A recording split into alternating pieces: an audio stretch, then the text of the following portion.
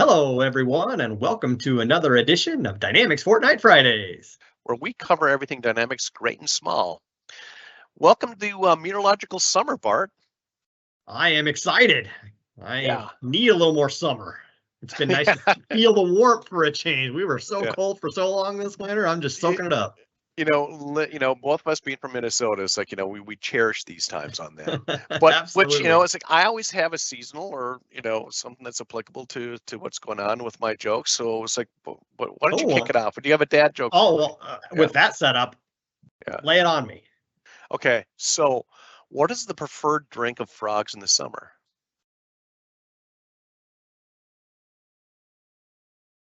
I'm sure this is going to be good. No, it's going to be awful. It's awful. It's a dad joke. It's Coca-Cola. Oh, yeah. That's a groaner. That's awful. Well, mine's going to be just as bad. So, why does Tiger Woods always have 2 extra polos in his golf cart with him? 2 extra polos. Are they red? Sunday. In case he gets a hole in one. That's our content. It's golf season. Come on. Yeah, exactly. Our content better be terrific today. That's all I got to say. So what do you got for the part? Of it from a quantity standpoint anyway. Yeah. So let's jump in. So Build Conference was this last week, and at Build we made all sorts of announcements. So this is a pretty cool one where Charles Lamanna basically just talked about, hey, people who build applications for a living, the times are a-changing because low code is catching on like wildfire because you can do so many cool things with it. In fact, within 2 years, we think that low code, not just us, Gartner thinks that low code will be the tooling of choice for 75% of all application development. And you think of all the people who are writing C# and Python and all those other codes right now, they're not going to stop doing that, but they're going to be able to do a whole lot more things a lot faster in these low code tools. And that's what Power Platform's all about. So Copilot is a huge part of that. Be able to build things just based on describing what you want it to be. So we've got Copilot describing a website and having Power Pages build the website. We've got Copilot in Power BI saying, here's what the report I want to have written should tell me, and it would then write the report for you.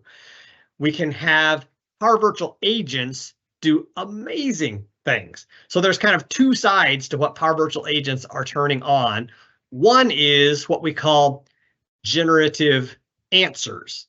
And for that, you basically say, I'm going to build a bot and I'm going to give it a couple of URLs of publicly available data that are essentially sitting on a website. And it's not just an FAQ, you point it at your whole website. So I built a bot where I just pointed it at learn.microsoft.com and hit build.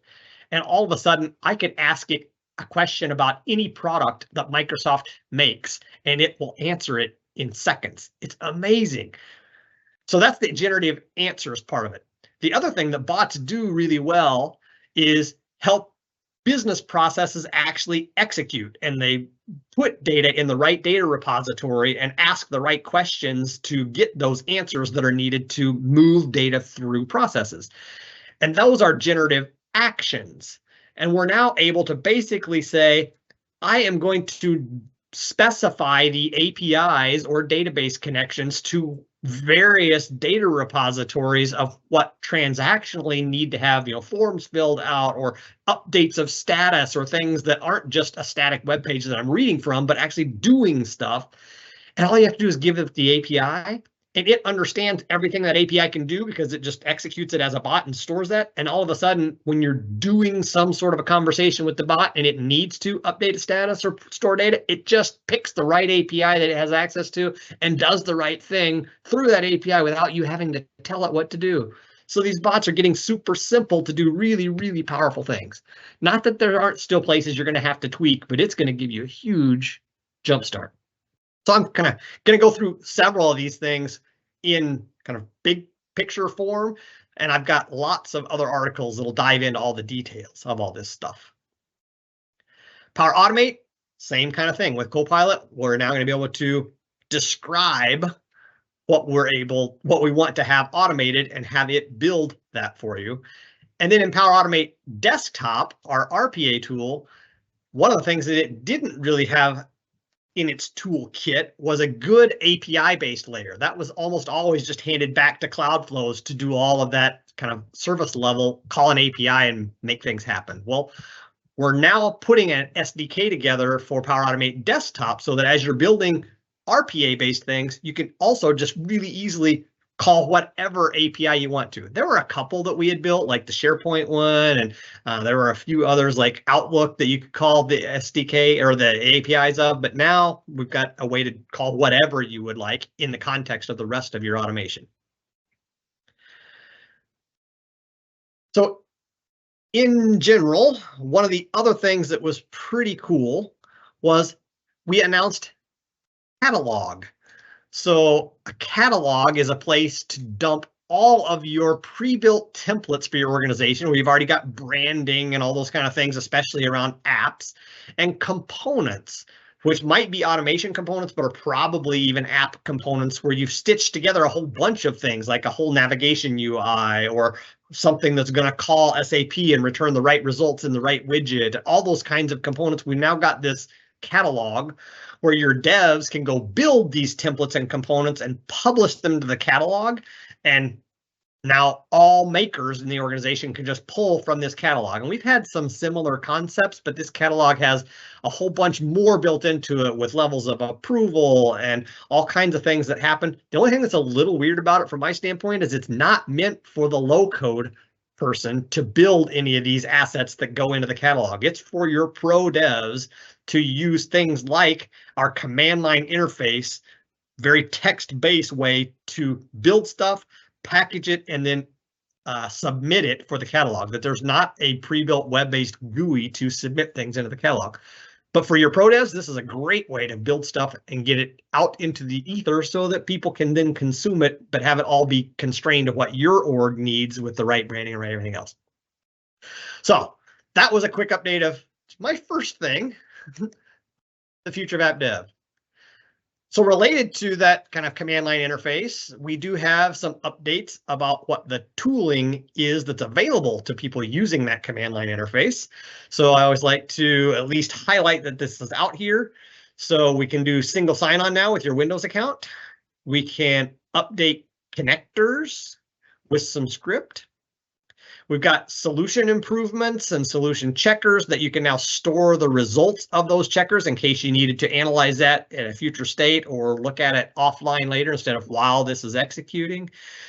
Different ways to use Power Pages. That catalog that I had just introduced, here are the commands to interact with it from the command line interface.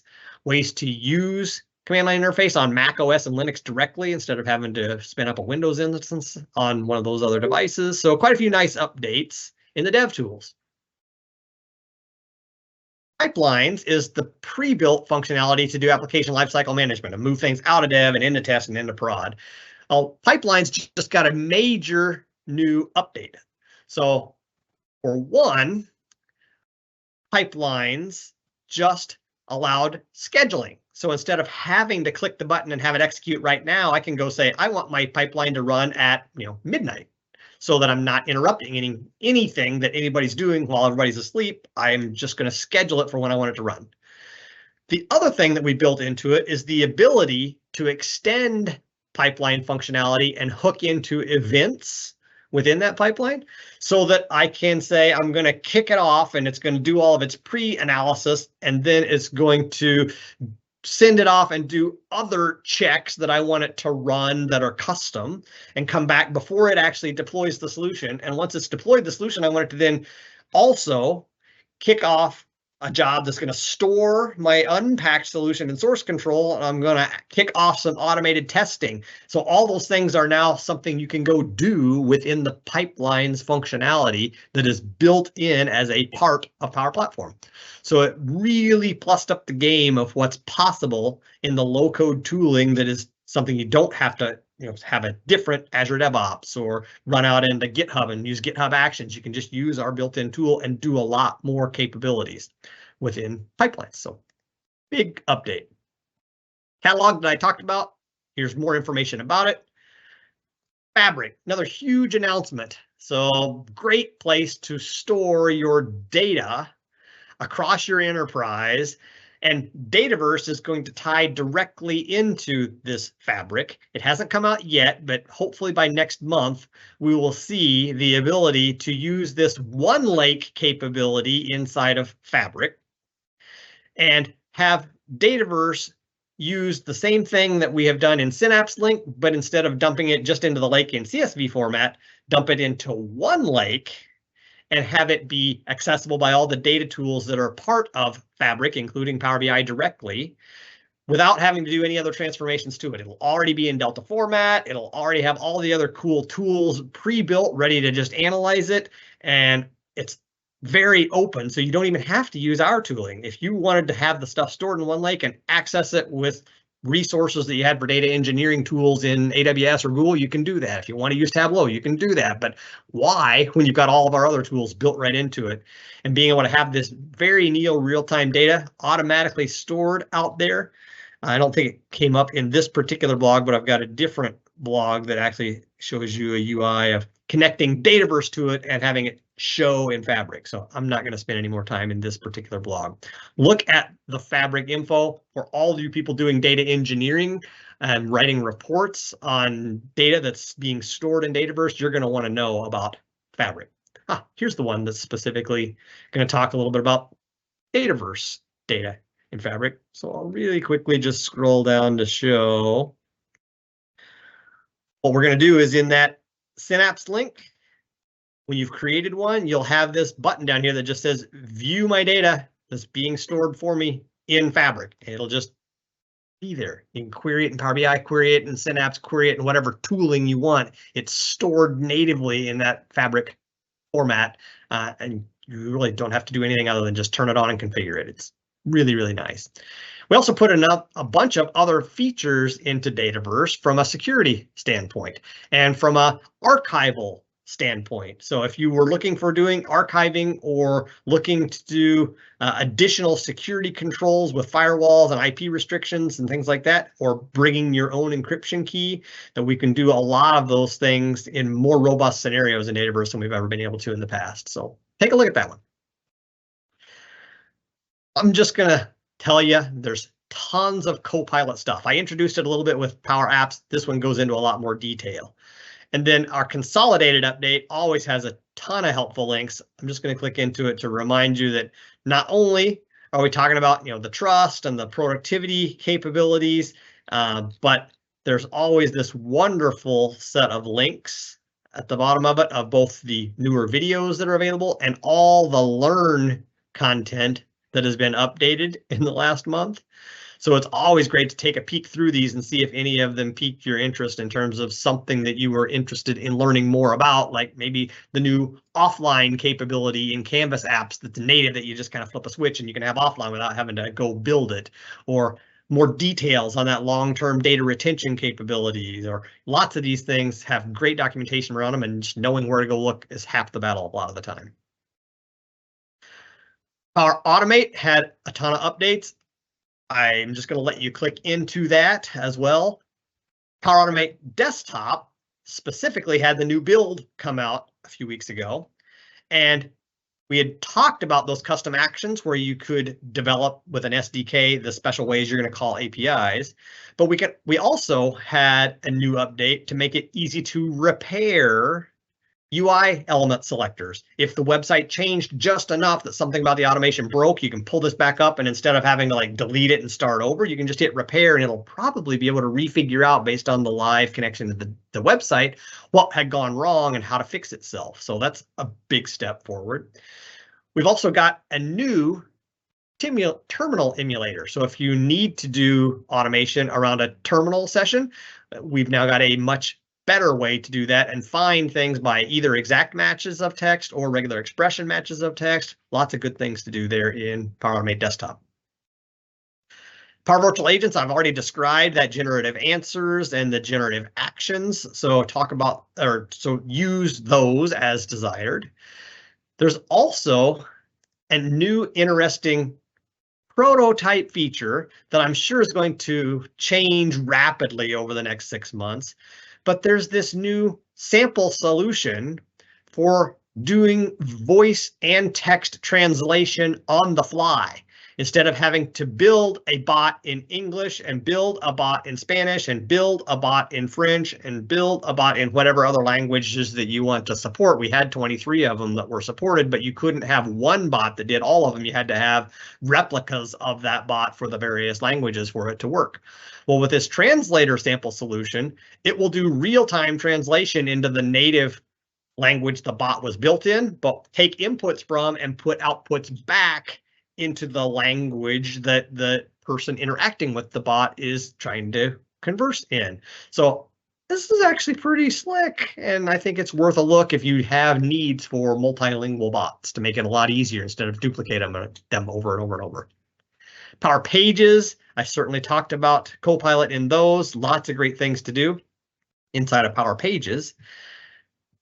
Also, new capabilities in Power Pages are some enhancements in what you're able to do in the virtual table provider while not leaving the Power Pages UI when you're building things. So if you are building a website and you're in the Power Pages UI and you decide you need to have a virtual table, you don't have to jump out into the Power Apps Maker portal to do that anymore. You can just keep working and establish your virtual table and move right on. The other big news in Power Page Builder world, outside of being able to just describe a website and have it do it, is that you can now really easily put a Power Pages thing on the website that someone's going to click, whether it's a button or a drop down or something that's going to trigger Power Automate to go run a Cloudflow, which could kick off a desktop flow if it needed to, and do all the kinds of things that you might need it to do behind the scenes. And it can be secured with certain web roles and everything else to try to make sure that only the right people who have the right permissions are allowed to kick off this automation. Everybody else can't, even if they can see it. So nice to know that all of that stuff is coming into the Power Pages world. Code components are now possible within that same Power Pages Studio, so you can not only bring them in if you're a pro dev and could use VS Code to edit your page, but you can now do it within the UI. And within developer environments, great free ways for people to learn the Power Platform. Well, Power Pages weren't supported in those developer environments because of all the overhead it took on the Microsoft side, and we just weren't ready to incur those extra costs for free environments in the past. We've said, heck with it. We need people to be able to build those Power Pages in developer environments too, so they're now part of that free developer environment plan. Use it if you need to. Also, some nice advice for those of you who are doing pro dev work on Power Pages and doing the work in Visual Studio or VS Code, ways to make sure that you can safeguard yourself against accidental code overwrites where you got multiple people working on the same page. I'm just going to let you read that if that applies to you. Dataverse had a couple of new things that also got announced that I haven't talked about yet. So one of them is trying to make sure that if you had data in Excel, you can basically just drag that Excel file into Dataverse, and it will now interrogate that file with AI, even if it's not a nice structured file that has tables defined, and it will figure out what's going on in that Excel file and build a Dataverse equivalent of what's going on in Excel. Now, I haven't tried this, but that's pretty freaking cool to make it super easy to take apps that were built in Excel that don't belong in Excel anymore and super quickly stitch together a different way with Dataverse to store that data and then put a UI on top of it. Well, on top of that, one of the cool things is in the PowerFX language that you've used to build Canvas apps and even started to build inside of Dataverse for calculations on columns for certain things where you like calculated fields you could use PowerFX for. Well, we now really upped the game in what you can use PowerFX for the people who don't know how to write C# code. Plugins are things that used to require C#, and you had to be a true dev and have lots of tools within not only your knowledge, but tools on your desktop in order to do anything in what we call a plugin, which executes on the server of Dataverse in our cloud. Well, you can now write your own plugins that execute on the server, not just in a user interface or in an app or whatever else, but on the server with PowerFX. So a complete low-code experience to write your own plugins using this Dataverse Accelerator. Super cool, and there was even already an update to it once it got launched. So if you haven't gone out in the last 24 hours and looked, take the solution update because it gives you even more capability. The other thing that's super cool is we built a new type of table. I'm not sure this is actually where it talks about it. I think it is. Yeah, an elastic table. So elastic tables are actually tables. So the traditional tables in Dataverse are stored in SQL Server, Azure SQL. And those can now scale up to 100 terabytes of information. But if you had extra large or extra high volume tables, as long as they're not in the highly relational category, but they're kind of a standalone table that we can relate to, like from an account or whatever, but it's pretty much standalone from there, and it's just a big pile of data that you want to really be able to interact with rapidly and have millions of transactions per minute.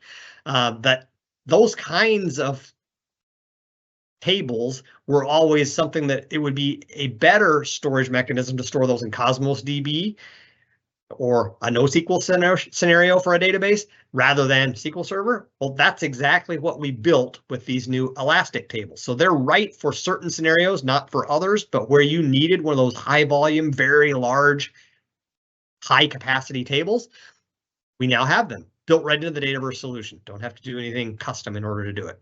So lots of cool stuff. This is talking about some of the security stuff. I'm going to move on. Here's more info about elastic tables, so I'm going to let you click into that and learn even more. I talked already about data retention policies. Learn more about how you would use those to take large tables that maybe have years and years and years of data in them and offload maybe the stuff that's 5 years old or older to kind of cold storage so that they're not part of the live transactional Dataverse anymore. They get offloaded, but you can still query them through the APIs if you need to retrieve it. You just won't very often. Pretty cool stuff. Those low-code plugins I already talked about, so I'm not going to jump into that again, but more detail on those. New type of Dataverse security configuration I haven't mentioned yet is that if you do have some desires around setting up MIME type validations to make sure that if people are uploading various pieces of information, that those uploads, you can restrict the type of MIME files that are allowed, that this is pretty good documentation on how to think about that.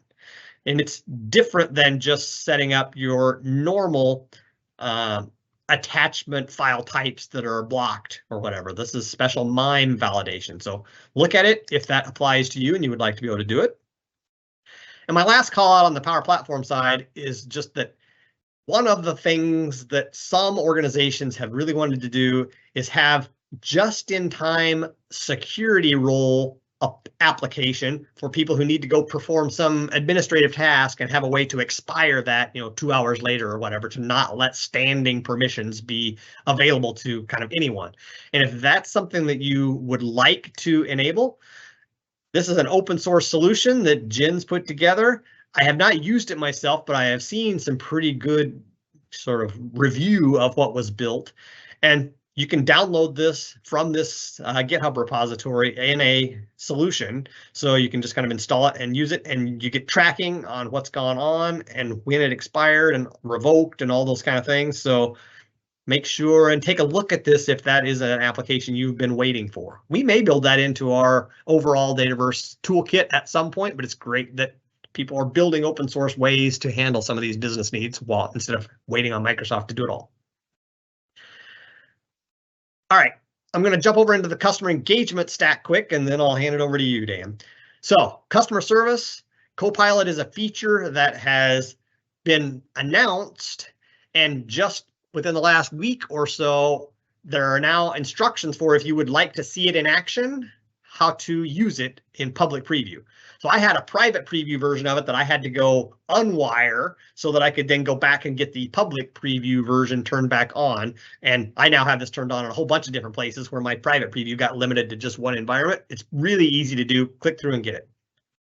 If you use sequences for your sellers to help give them guidance on exactly what the next best step is in like lead qualification or opportunity working or whatever else, and you've set up these series of sequences, we've set up the ability now to do A/B testing on those because maybe you weren't quite sure and you wanted to have some people try sequence of one type and some people try sequence of other type, and it'll sort of help you get reporting on which one was working better. And I haven't played with this enough to know if it will automatically revert over the way marketing often will with A/B testing to the one that was succeeding more, or whether that just gives you reporting to make it really easy to switch it for the admins. But doing that A/B testing is now certainly possible with sequences. Also, if you do field service, our mobile client just got a new update for multi-image attachments to make those work much more straightforward. If you actually take lots of pictures when out in the field with something that you do on Field Service Mobile instead of doing one at a time, which was still decent, but not great. And then if you're doing inspections, some really nice guidance on how to do that more effectively. And then the last thing is just from a productivity standpoint, we have put several new features into the timeline. Oh no, the link just changed. I'll have to go look at that and see if I can update it before I post it. But timelines. It was not me. It was not me. That one wasn't you. I didn't break that for you. Thanks for not breaking it for me, but something broke. I will figure it out and make sure before I post this to our permanent site that I fix that. But essentially a whole bunch of things that make it more helpful for the user when looking at that timeline view, quicker ways to sort it, quicker ways to filter it, ways to, compress it or open it up depending on what types of data you want to see.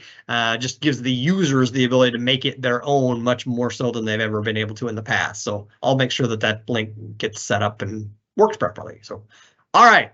I have now used almost a whole hour or a whole half hour, I'm sorry, the whole normal show on just my enhancements. I'm going to let you take it away and talk about 35, Dan. All right, so huge updates, right? I mean, it's like we got so much press for all the AI and all the Copilot stuff, everything else. So, we could have spent an hour on that, but we kind of have to move on. We kind of have a gentleman's agreement that we're going to try to keep this as a half hour, so maybe a little over today. But huge updates. Make sure you read the posts that from the links that Bart put together. So I'll start with 10.0.35. So this is a big one. This is another big update with 10.0.35. And first in HR, and we haven't seen a lot in HR lately. So we had to merge the two different platforms together to make it back into the from the CE platform, or it's like this own independent platform, back into the standard finance and supply chain platform. But now we're starting to put some features back in. So on this one, there's two features that are included. So first of all, is decimal rounding for precision for leave and absence. So it's like, do we want to round up or to how far from 2 digits to like 6 digits? It's like down to the minute, if you will, when somebody's on leave. And that has been actually updated with 10.0.34 is when we started at 10.0.35. What we're talking about here is being released on that. And then also some features recommendation for notifications on the courses. So basically these are the pop-ups, right? Give a recommendation for this course. Here's how you're going to do this. Here's what you need to look for, and some components there. And the last thing for HR, and this is a big deal, this is the batch-based business events. So it's like these are the business events. If one action happens, let's do another action. And those will kick off things like Power Automate workflows or different actions or different processes on there. So now these are enabled in batch-based processing within the unified human resources itself. So that's up with human resources this week. Just a few updates in Commerce 10.0.35 here. So hopefully we're able to get to this. Yep. Now the first one is enabling support of catalogs on behalf of ordering. So you might be a consultant, or it's like a buying group that you might buy for somebody else or some other company, and so this enables you to like log in on that company's catalog, because you can have personalized catalogs, their own buying catalog, what they can buy from you or from your group to be able to log in and do that for you. So purchasing on behalf of. And then the next thing is cancel asynchronous or a customer order. So if you have an order that's going through the POS, remember it's like it is an omni-channel retail or commerce function, and so they have something through the point of sale, or so maybe they ordered online, they came into a store, and they want to be able to cancel that order, and so they can do this from the POS system and get their refund, or that refund or deposit back if they had to put certain money down. Because remember, you can put deposits down on orders before they're like shipped out and they're invoiced on that. So that's new within commerce. Let's see what else we got. Oh, this is an exciting one. So for my finance colleagues, for my accountant colleagues, they're just geeked up about this one. So it's called XP&A. So it used to be called, or traditionally it's called FP&A, financial planning tools and data analytics, to do really some analysis with that. And traditionally you'd be able to pull in all this data, you can kind of tailor it to what you need and get some insights. Well, we made it as extended planning and analytics. So if you look at this as XP&A, and why do we say that? It's just not finance. We're extending it past some other things. So it's like we want to look at like sales or production or whatever it might be. You want to pull in those data sets. And so now we actually integrate this, are using state-of-the-art AI tools or co-pilots to be able to do analysis on those, give performance and analytics, do some process mining onto this. So we're using all the tools that we have within the Dynamics and the Azure tool set to be able to pull this together. So what we're doing is we wanted to be predictive on this. It's like we want to be predictive forecasting. We want zero-based zero-based budgeting on this. We want some AI-powered insights. Tell me something that I don't know about this data that I need to know. And the beautiful thing about this is like it works with Power BI and Excel, some of the tools that you're familiar with. Also, and this is kind of a cool feature. So because we're using like Power BI and the natural language query, we can ask it a question or just type in. It's like, okay, tell me the revenue projections for the next quarter, something like that, month by month. Well, and then you can say analysis. What if this is increased by 6% and do some analysis on that? Well, you can actually take these natural language queries and use those as what if and actually push that back into like your budgeting. So it gives you that what if scenario from a natural language query to actually make it real life in the system. So that's pretty interesting, the FP&A. And again, my financial colleagues are super geeked about it. We've talked a little bit about this on an earlier show about some of the new labeling and the capabilities when warehouse management. We've done a lot of updates in 10.0.35. So first of all, in 10.0.31, we talked about like license plate label layouts. So we can actually lay those out. We can pull in, we can do some table joins, pull in information from other tables other than the traditional that entity that we're going to have for label printing. So that was available in 10.0.31. In 33, we had custom labels. So it allows you to be able to pull all that information, have these custom labels and print that out. And then the last show we talked about 10.0.34. We talked about the integration into like having a service that we can integrate into other ISVs, including Zebra's cloud printing service, Loftware Nice Label, or Siegel's Bartender. And this allows you to do some of that massive printing. They have really good tools to be able to like do large amounts of printing in customized labels. So those are some updates on the warehouse, and we'll see a little bit more of that when we go through some updates in supply chain. So for finance in 10.0.35, there's a few updates. So first of all, we have different exchange rates for taxation rather than the individual line items. So sometimes for VAT taxes, you may have a different exchange rate than maybe that day's exchange rate that you have for those line items. So you might have the gain loss, something different than on the tax calculation on that. So that's a new feature, very specific for some of those international VAT companies. And speaking of international, we've integrated with Chorus Pro for French e-invoicing integration. So this is basically a fully automated electronic invoice or clearing process from end to end. And this is not only like a sales order invoice, the free text invoice, also project invoices. So it's like, so there's 3 different types of to customer invoices, and they're submitted through and they're cleared all the way through Chorus Pro. So that's for the French e-invoice.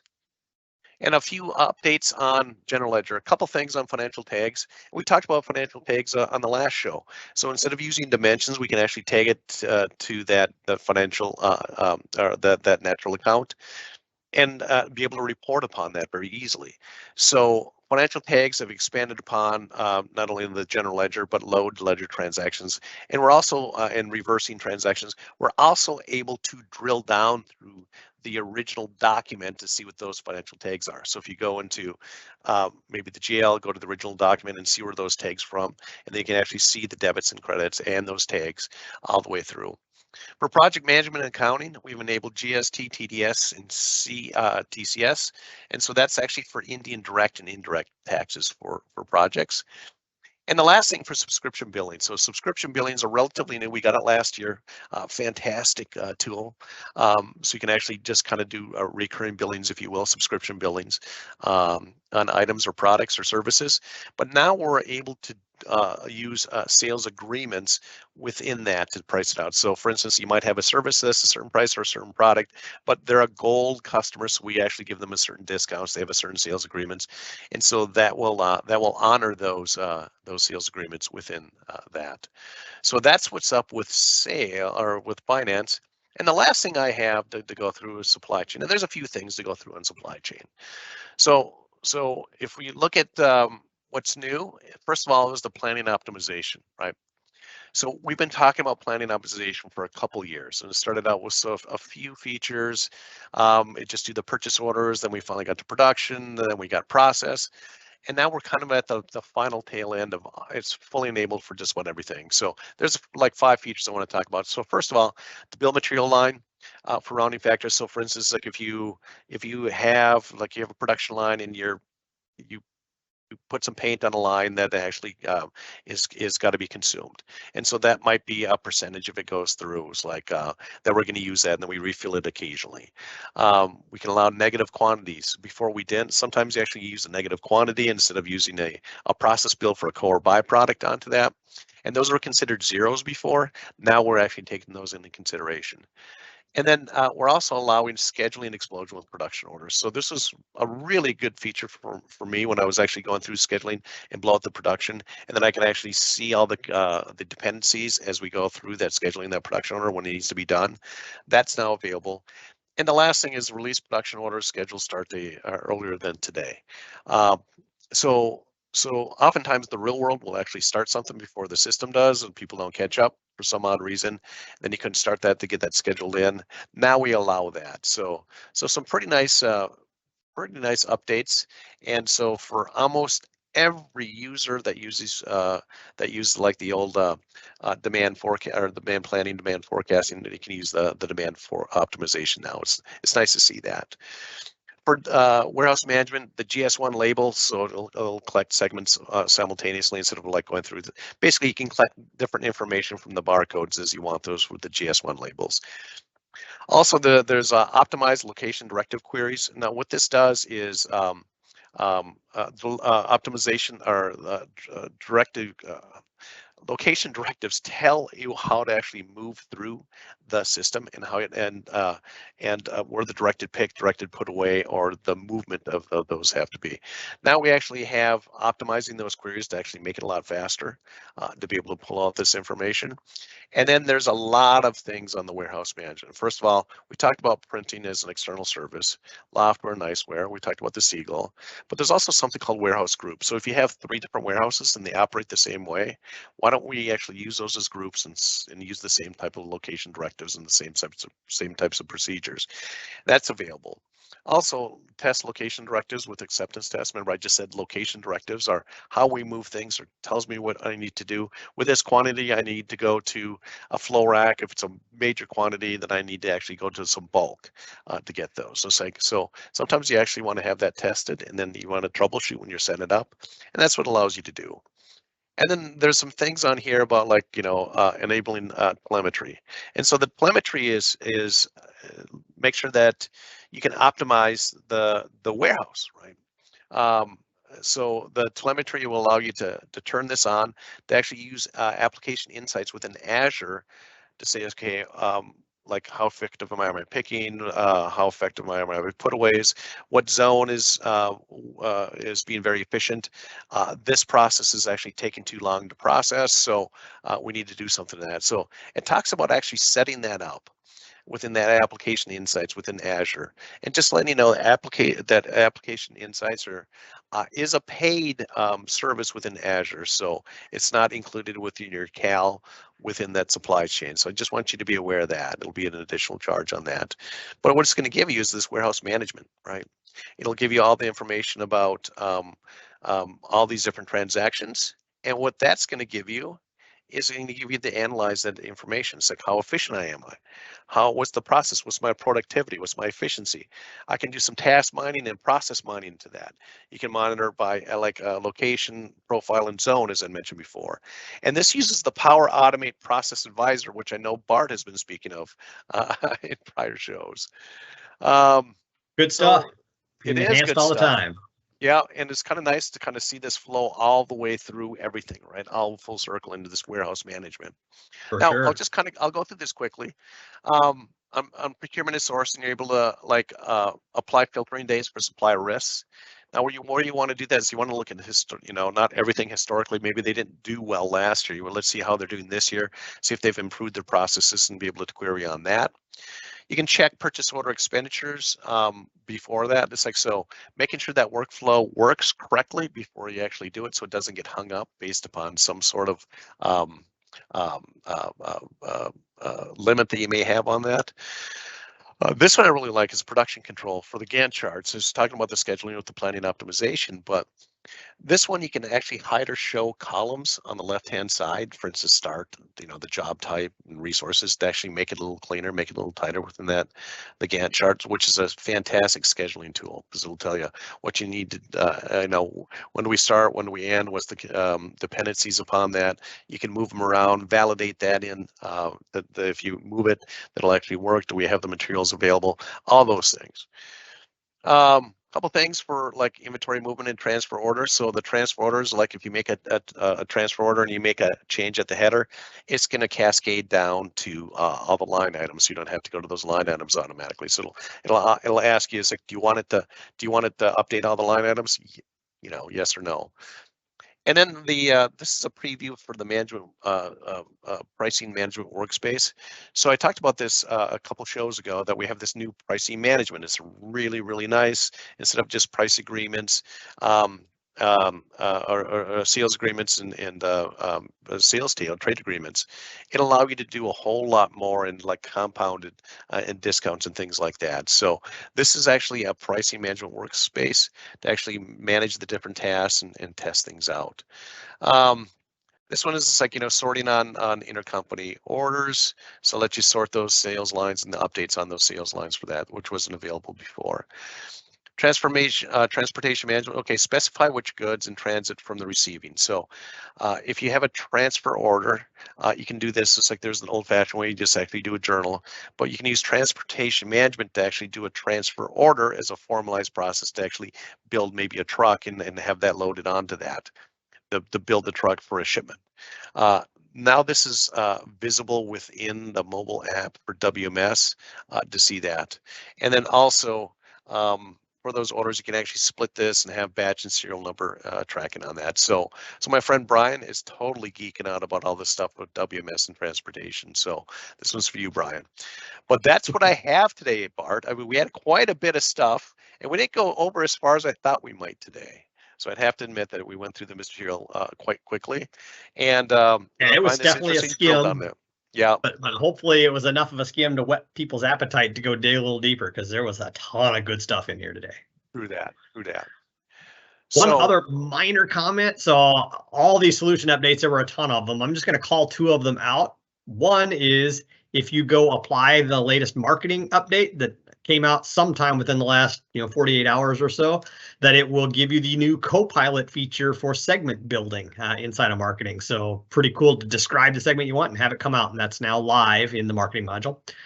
The other one that I'll quickly call out is the pipelines solution has to get updated in your host environment in order to take advantage of this new capability to schedule and to inject custom actions into your pipeline. So just if you're going to use either of those features, update your solutions and they should be live and ready to go as soon as you finish the update.